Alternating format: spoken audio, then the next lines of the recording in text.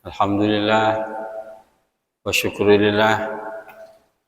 Mari kita selalu memuji kepada Allah atas segala nikmat yang diberikan oleh Allah kepada kita sehingga kita bisa melaksanakan, alhamdulillah bisa melaksanakan ibadah salat zuhur. Kita bersyukur tanpa harus berpikir apakah zuhur kita diterima oleh Allah atau tidak. Yang jelas di saat kita sudah mengerjakan, itu adalah suatu bukti bahwa Allah memberikan nikmatnya kepada kita. Mudah-mudahan dengan selalu bersyukur kepada Allah, memuji kepada Allah, kita selalu berada dalam ridho Allah. Amin. Allahumma amin. Para jemaah sekalian yang saya hormati, sekarang memasuki hadis yang ke-15. Dalam hadis Arba'in ini, hadis ini diriwayatkan oleh Bismillahirrahmanirrahim An Abi Hurairah radhiyallahu an, diriwayatkan oleh sahabat Nabi, yaitu namanya Abu Hurairah. Abu Hurairah ini kalau diartikan ya, abun itu bapak, Hurairah itu kucing. Hirroh itu kucing. Disirat taswir menjadi Hurairah. Jadi bapaknya kucing. Kalau namanya aslinya itu, ini sebuah julukan. Nama aslinya itu adalah Abdurrahman bin Sakhar. Itu nama asli dari Abu Hurairah. Beliau adalah salah satu ahli suffah, salah satu sahabat yang berdiam di masjid. Rasulullah itu punya sahabat tidurnya di emperan masjid, tidak punya rumah, tidak punya apa-apa, tidak punya keluarga, tidak punya siapa-siapa, lalu tidurnya di masjid. Kalau ada makanan makan, kalau enggak ya enggak makan. Ini ahlu suffah. Ahlu suffah ini diketuai oleh Abu Hurairah. Mereka itu yahsabuhumul jahil aghniya aminat ta'affuf. Sampai dikira orang kaya karena enggak kerja, ya enggak apa, tapi mereka tidak minta-minta. Dikira banyak uang. Abu Hurairah juga termasuk salah satu perawi hadis terbanyak. Yang paling banyak meriwayatkan hadis itu adalah Abu Hurairah. Karena paling dekat dengan Rasulullah. Sehari-harinya diamnya itu di masjid. Sahabat terbanyak meriwayatkan hadis adalah sahabat ini, Abu Hurairah. Ini yang pertama yang paling banyak meriwayatkan hadis. Sampai Abu Hurairah itu berkata, andai kata hadis saya ini dikeluarkan di zamannya Umar, di zaman Abu Bakar, zaman Umar, mungkin saya tidak akan hidup sampai hari ini, katanya Abu Hurairah. Karena apa? Karena di zaman Umar ini ketat sekali hadis Nabi itu. Siapa orang yang meriwayatkan hadis tanpa menunjukkan ada saksi, saksinya siapa? Kalau tidak ada saksinya, katanya Sayyidina Umar, dia akan saya bunuh. Jadi tidak ada hadis di zamannya Sayyidina Umar, kecuali hadis itu memang benar-benar ada saksinya. Siapa yang di waktu Nabi mengucapkan ini, ada saksinya apa enggak? Tidak ada. Nah, kalau tidak ada, ini dibunuh oleh Sayyidina Umar. Makanya Abu Hurairah itu sampai berkata, separuh hadis saya itu saya keluarkan di zamannya Umar. Kalau saya keluarkan semua hadis itu, mungkin saya tidak hidup sampai saat ini. Sudah selesai hidup saya di masanya Umar. Saking ketatnya Sayyidina Umar itu dalam hadis. Kenapa? Ya karena memang iftaru ala Allah. Yang paling ditakuti itu adalah iftaru 'alallahi wa rasulih. Takut Nabi tidak berkata dikatakan berkata. Tuh. Di zamannya Umar ya. Zaman Utsman, zaman Ali sudah longgar. Makanya Abu Hurairah ini banyak meriwayatkan hadisnya itu di zamannya Utsman, zamannya Ali. Jadi sudah beliau banyak mengeluarkan hadis itu. Karena katanya Abu Hurairah, saya ini gudangnya hadis. Separuh gudang ini sudah saya keluarkan di zamannya Umar dan separuhnya saya keluarkan sekarang. Karena Rasulullah itu kan kadang-kadang berjalannya dengan Abu Hurairah berdua, tidak ada temannya ya lagi. Terus saksinya siapa? Ya tidak ada. Nah, ini hadis yang ke-19, isinya anna Rasulullah sallallahu alaihi wasallam qala. Rasulullah sallallahu alaihi wasallam qala. Rasulullah bersabda, bagaimana sabda Nabi, "Man kana yu'minu billahi wal yaumil akhir falyaqul khairan aw liyasmut." Barang siapa yang beriman pada Allah dan iman pada hari akhir, falyaqul khairan, maka hendaklah dia berkata baik, auliyasmut atau diam. Ini di sini Rasulullah ini bersabdanya man kana yu'minu billahi wal yaumil akhir. Siapa yang beriman kepada Allah, siapa yang beriman kepada hari akhir, hendaklah dia kalau berkata baik. Tidak bisa berkata baik auliyasmut, diam. Jadi as-sukut huwa salamah. Orang ini lebih baik diam kalau tidak bisa berkata baik. Di sini dikatakan siapa yang beriman. Berarti kalau tidak berkata baik, berarti tidak beriman. Atau berarti kalau tidak diam, tidak bisa berkata baik, apakah dia tidak beriman? Ya enggak. Ini menunjukkan kamalatul iman. Bahwa kesempurnaan iman seseorang itu jika berkata baik. Auliyasmud tidak bisa berkata baik ya dia. Nah sekarang ini kita itu sukanya bicara daripada diam. Diam itu adalah min arkanil wilayah. Kalau kita ingin menjadi walinya Allah Subhanahu wa ta'ala, maka ya ini amalannya, falyakul khairan aw liyasmut. Diam berkata baik atau diam tidak berbicara. Kecuali bicara yang baik. Sekarang ini kan enggak kan. Orang lebih suka berbicara daripada diam. Para ulama kita, Imam Syafi'i, Imam Malik, Imam Ahmad bin Hanbal, ini orang-orang hebat semuanya. Orang-orang hebat mau ditanya apapun bisa. Tapi jarang sekali mereka itu menjawab pertanyaan dari orang. Kalau ditanya orang, itu Imam Syafi'i atau Imam Malik itu dia. Kenapa Kiai tidak dijawab?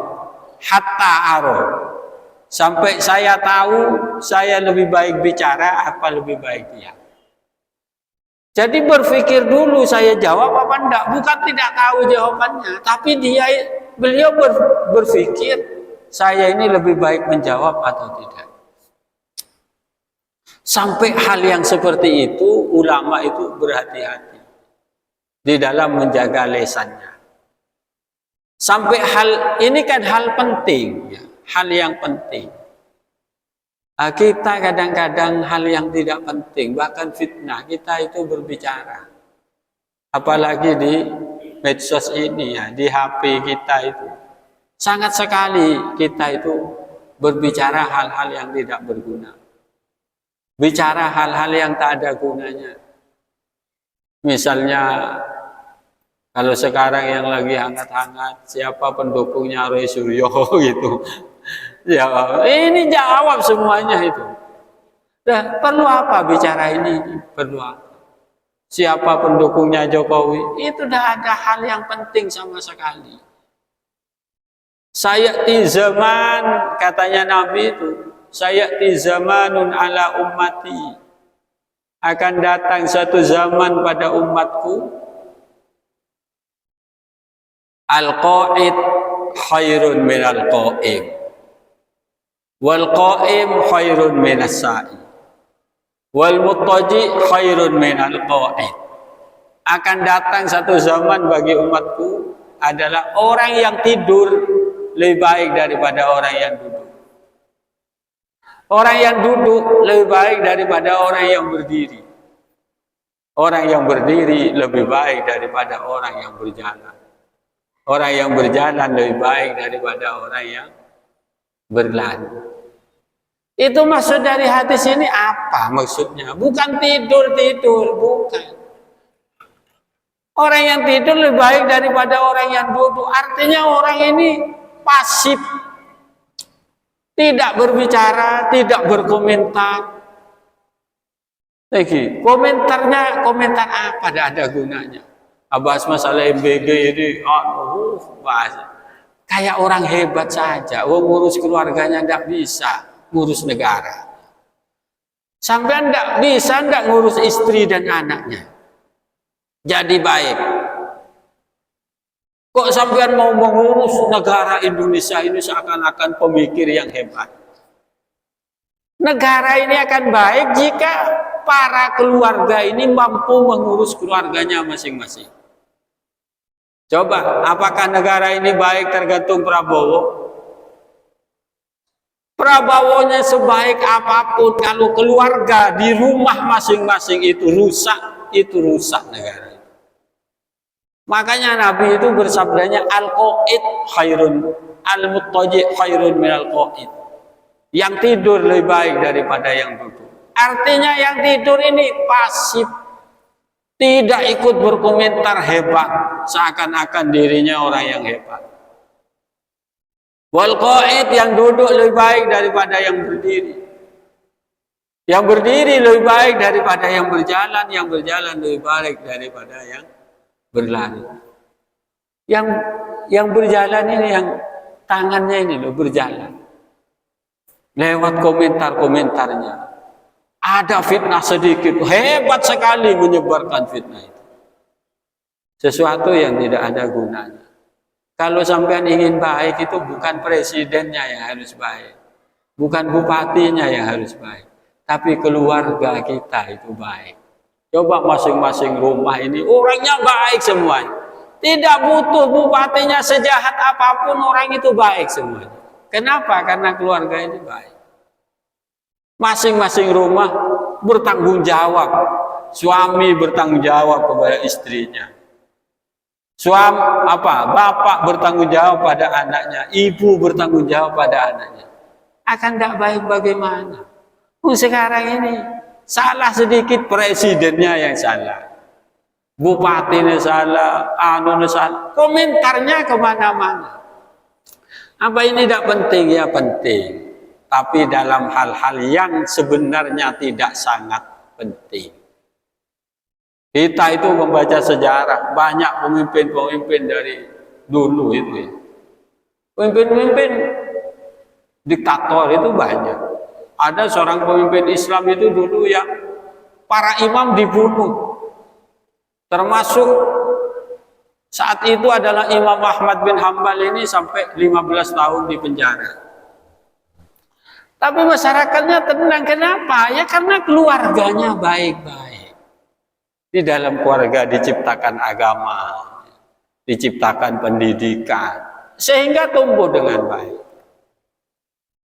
Memang pemimpin itu memang perlu baik, tapi tidak menjadi hal yang paling pokok. Pemimpin itu bukan harus top, ya yang harus top ya kita. Makanya Nabi bersabda, kullukum ra'in wa kullukum mas'ulun an ra'iyatihi.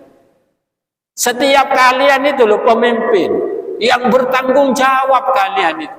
Setiap kullukum itu tiap kalian semua, masing-masing kalian. Ra'in ini pemimpin kan. Wa kullukum mas'ulun an ra'iyatihi, nanti kalian akan dimintai pertanggungjawabannya di hadapan Allah atas kepemimpinannya kalian. Bagaimana kamu mengurus istrimu, bagaimana kamu mengurusi anakmu, bagaimana mengurusi keluargamu. Ini nanti yang ditanya. Terus harus ngurus buat jauh. Ya, apalagi benih kenang. Berpikir tentang negara, mikir RTV cek belar tu dan gitu. Coba di kampung kita itu puasanya masyarakat itu menciptakan suasana puasa yang baik. Bisanten segala lebih sampean neka. Tadi ada yang korokan yang hewan luar, yang kopi yang hewan luar. Tidak bisa kita menciptakan. Kenapa kita terlalu jauh mengurusi negara yang besar? Falyakul khairan aw liyasmut. Dalam bahasa Al-Quran, la khaira fi katsirin min najwahum illa man amara bi sadaqatin aw ma'rufin aw islahin bainan nas. La khaira, tidak ada kebaikan sama sekali. Fi katsirin min najwahum, sebagian besar pembicaraan-pembicaraan orang. Tidak ada bicara yang baik itu la khaira, tidak ada kebaikannya. Illa man amara bi sadaqatin, kecuali orang yang bicaranya amar ma'ruf. Bicara tentang pendidikan, bicara tentang agama. Bicara bagaimana sholat. Sadaqatin, bagaimana bersedekah, bagaimana berzakat. Au ma'rufin, bagaimana bicara tentang kebaikan. Au islahin, bicaranya islah. Islah itu mendamaikan orang-orang yang sedang bertikai. Disinilah yang dikatakan kebaikan. Kebaikan itu ada di sini. Cek noroaki fitnahnya orang fitnah deti saja deti. Justru kita itu islah. Orang yang sekarang ini sedang bertengkar, bagaimana kita menjadi muslim di antara dua orang yang sedang bertengkar. Bahkan orang ini demi kepentingan islah itu boleh berhutang. Misalnya contohnya saya ini kaya raya. Kaya tapi eman saya itu mau mengeluarkan uang eman. Kemudian satu saat ada orang yang sedang bertikai masalah apa. Saya ini bisa mendamaikan orang ini dengan pakai uang. Apa yang kamu rebutkan? Uang berapa juta? 10 juta misalnya. Sudah, tak ganti saya uang. Saya ini pinjam. Walaupun kaya saya eman. Jadi saya ini pinjam. Pinjam ke orang 10 juta kemudian untuk mendamaikan dua orang yang bertikai. Saya yang kaya ini terus minjam uang untuk islah. Ini saya ini nanti di waktu zakat. Saya boleh menerima zakat. Ini namanya orang kaya boleh menerima zakat. Zakatnya berikan Ustaz Maulidi saja. Loh, dia kan kaya misalnya. Dia tapi dia itu punya hutang untuk mendamaikan orang. Maka saya bisa mendapatkan zakat untuk membayar hutang saya. Ini saking baiknya islah itu. Islahin bainan nas. Jadi la khaira fi katsirin min najwahum illa man amara bi sadaqatin aw ma'rufin aw islahin bainan nas. Ini yang pertama. Kemudian yang kedua, Nabi juga bersabda begini, "Wa man kana yu'minu billahi wal yaumil akhir falyukrim jarah." Barang siapa yang beriman kepada Allah dan hari akhir, falyukrim jarah, maka muliakanlah tetangganya. Nah, ini juga sesuatu yang berat. Paling berat becek kata tetangga ini ke paling berat. Nah, boleh tetangga tak pati oning. Ya, kan sebanyak tetangga itu tidak tak pati oning yang betul kan. Tetangganya melihara ayam, tidak dikasih makan, akhirnya beraknya di situ. Jadi ngopo aja tak makan, pun dekaan. pemicu keretakan di antara tetangga itu memang banyak sekali karena memang berdekatan. Moncai poreng betul, pereng ni kita kira kelataran mon tak apa bolong. Lah Rasulullah SAW ini tahu hal ini.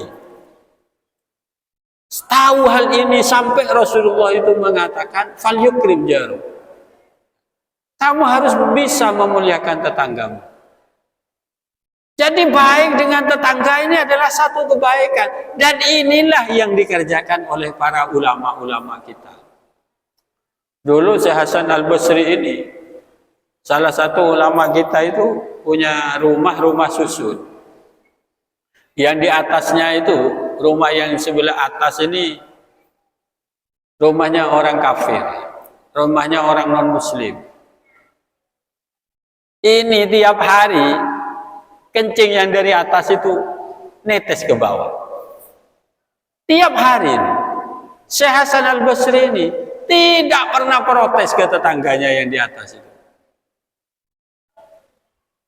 Bahkan tetap baik, tetangga yang non-muslim ini sakit, beliau itu jenguk. Tetangganya ini tidak pernah tahu kalau dari atas itu ada yang netes ke bawah.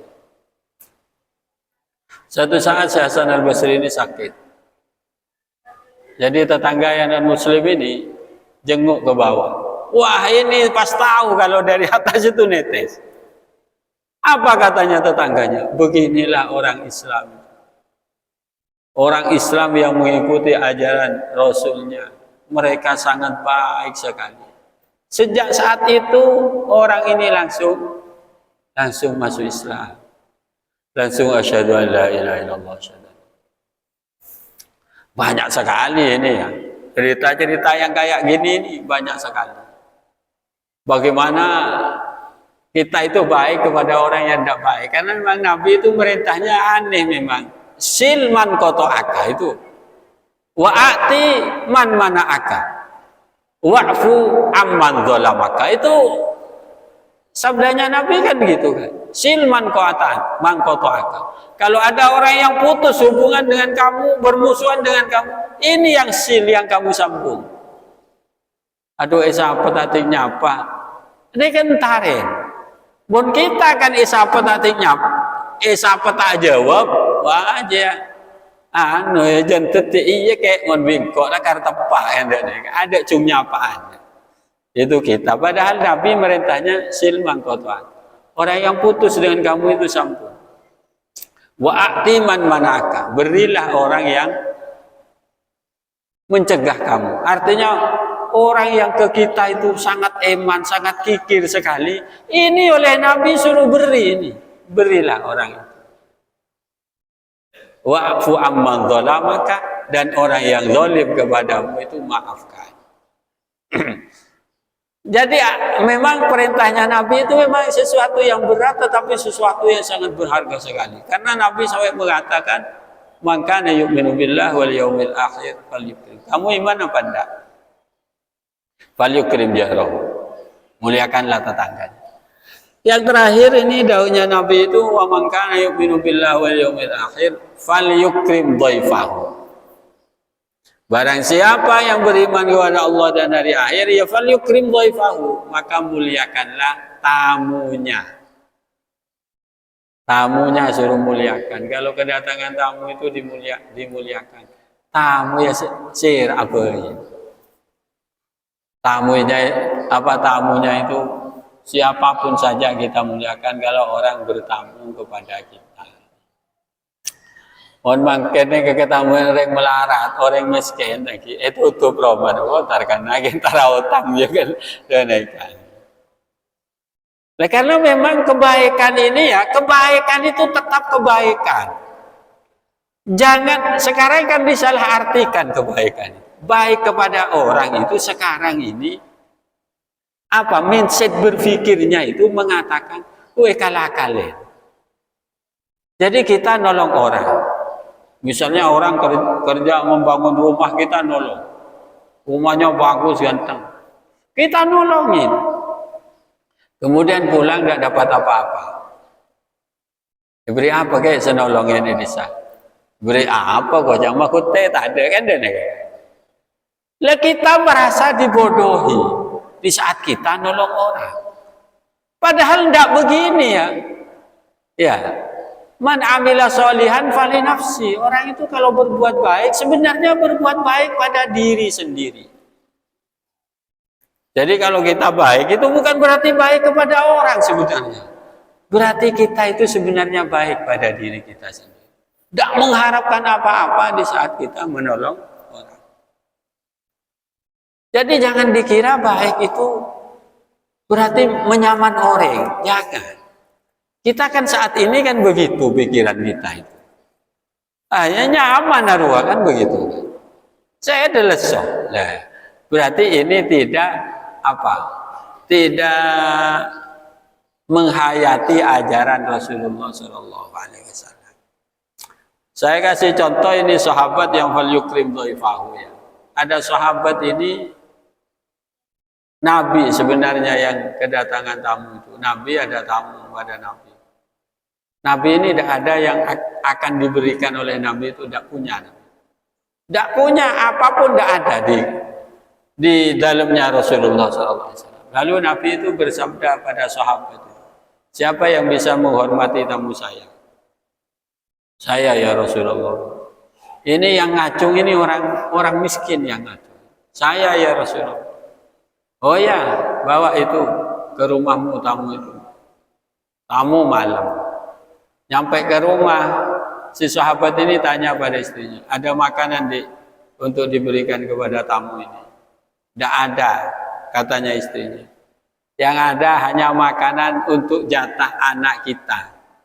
Artinya beri nasi sepereng, yang kebaik anak aja sengakan aja. Ini kata sahabat, anak kelonen, malah tedu. Dia deki nasi sepereng ini bagi ke tamu, begitu. Loh, terus bagaimana tamunya? Sampai kalau tamunya makan sendirian gimana katanya istrinya? Sampai tidak makan, nanti tamunya malu yang akan makan. Katanya sahabat ini lampunya dimatikan karena memang waktu itu malu. Jadi saya dulu mau keluar nasi, mau keluar pereng dua, situng pereng kosong, situng pereng aiseh. Nah, jadi yang tuan rumahnya ini keng tek-tekan pereng. Tamu ada tuan rumahnya tek-tekan pereng. Nah ini sahabat berbuat begini ini bangga sekali. Karena bisa menghormati tamu. Kira-kira ada yang seperti kita ini. Kita dulu itu saya heran ya. Dulu itu budaya-budaya Madura ini hebat sekali katanya. Dulu. Kalau ada tamu ke rumah, zaman tidak ada kompor di rumah saya ya. Di desa saya kita ada kompor, orang yang kui tomat. Tapi mun kedatangan tamu itu kopi ada, teh ada. Sempat-sempatnya ngodiin tomang sampai bikin teh. Tamunya dikasih, padahal biasa tamu penari. Nah, sekarang yang seperti ini tidak ada sekarang ini. Ya mun keluar itu mun keluar ya aing, nega.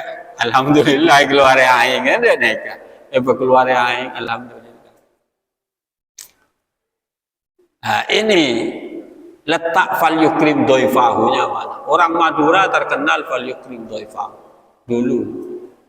Kemana-mana itu kalau di Jawa itu orang Madura terkenalnya fal yukrim dhaifahu, sangat memuliakan benar kepada tamunya. Orang yang lambat nih ke tamu yang jauh repot ya. Kalau tamunya dari jauh, misalnya di luar desa, itu memang repot. Beli aja, beli pipik. Orang desa nih, lagi, gue lagi nyapo orang desa, tahu nih orang kota. Saya dulu waktu kadang main ke teman itu oleh orang tuanya, cong, kancan saya boleh cong, kok kayak beli aja, begitu. Biasa itu kemana-mana itu kalau di Madura. Saking memuliakannya kepada tamu. Ada Nabi yang dijuluki Abu Dhaifan, bapaknya tamu. Itu Nabi Ibrahim. Nabi Ibrahim ini julukannya Abu Dhaifan, bapaknya tamu. Kenapa? Karena Nabi Ibrahim ini tidak mau makan kecuali bersama tamu. Sampai Nabi Ibrahim ini kalau Nabi Ibrahim ini masak, tidak pernah sedikit Nabi Ibrahim. Masak ini pasti banyak. Jadi misalnya hanya berdua masaknya setengah kilo, enggak. Nabi Ibrahim ini bisa masak sampai 5 kilo gitu. Terus kenapa Nabi Ibrahim masak? Karena selalu ingin menyuguhi orang-orang. Jadi Nabi Ibrahim ini sampai cari orang yang akan makan ini sampai sekian kilo, sampai 4 kilo jauhnya jaraknya. Ini hanya orang diajak untuk makan ke rumahnya. Makanya Nabi Ibrahim dikatakan Abu Dhaifan. Dan makanya di sini Rasulullah itu bersabda, "Falyukrim dhaifahu." Maka muliakanlah tamu. Jadi muncang ring metu dalam benak, mangku ketamuan setan jong mun tamu hormat. Nek aja bon ring metu rebek lambeng. Jadi itu udah ki ampongnya di. Mun tamu aja jong mangku setan dia hormat. Mun tamu ini. Artinya saking amul jaki ongku deh. Nah, para jemaah sekalian yang saya hormati, ini di sini ada 3 pesan untuk kesempurnaan keimanan kita. Yang pertama adalah falyakul khairon aw liyasmut, bicara yang baik atau diam. Terus yang kedua adalah falyukrim jaro. Ini memang agak berat, falyukrim jaro ini berat. Ya paling indah kita tidak menyakiti tetangga. Sebagai bentuk kita menghormati mereka. Dalam bentuk menghormati mereka, kita tidak pernah menyakiti tetangga kita. Jadi mau meliturin koleng jauh talaki keroman tetangga na. Atare duit seesena. Mereka boleh sate coba tujuan itu sekal to yani. SNBT sate. Yang terakhir adalah falyukrim dhaifahu, memuliakan tamu. Inilah kesimpulan dari hadis yang ke-15. Nah, mudah-mudahan kita semua dapat mengamalkan dengan baik. Amin ya rabbal alamin. Mungkin ada pertanyaan. Coba. Bismillahirrahmanirrahim. Alhamdulillah.